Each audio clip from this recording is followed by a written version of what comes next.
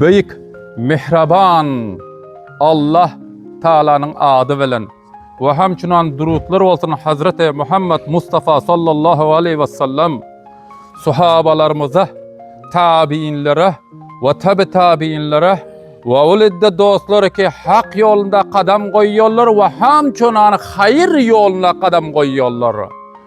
Ve hemçunan sizler aziz hürmetli ulamalar, yaşullar, yaş küçüller, gödekler hemenize arz salam aytıyız. Hürmetli dostlar, mana bugün böyle gelipsinler ki elbette bu geniş, bu yığınak, bu münasebeti Ceshn-i Arusi Veliullahcan Nuri Pesar Hacı Sahib Ak Muhammed Nuri Biraderzade Esqari İsmetullah Nuri Hacı Bek Muhammed Nuri Fayzullah Nuri ve Hamidullah Nuri.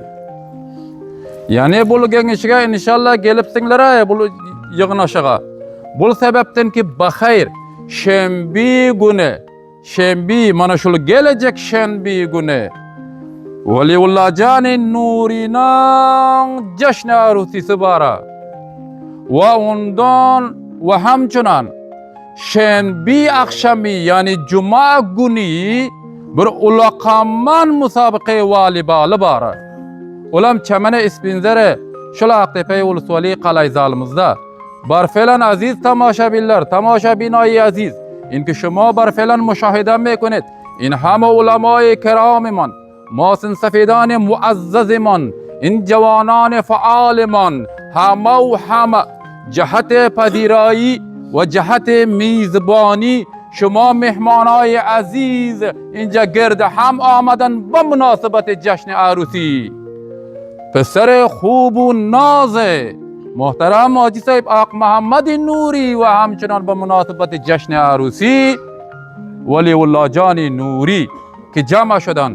Aziz hürmetli dostlar, bakayır mana şördен ilanat boldu sizlere, eşdersinler, bilersinler, her iddiyarı dostları ki şördeki muysefitler, ulamalar ve hamçunan hanavadayı Nurilerin tanışları var, rafikları var mana eştin ha. Şenbi akşamı kette ulaqaman musabıqe valibalı var bu şekli turnament ve dostana. Ve hamçunan şenbi gün toyu var.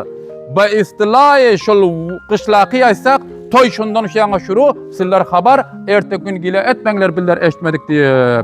Mana bu ulamalarımız, bu muysefitlerimiz meşvereçin ve sizlerden mizbarlık ve peziraylık sen geliptir. Salamat olunlar, her yerde sizler yarı dostlar sizlere bulur milletimiz yaxşı görüyor. Sizlere gati yaxşı görüyor ve sizlere salam saygılar diye. Salamat boşun, jor boşun. Assalamu aleykum ve rahmetullahi ve berekatuhu.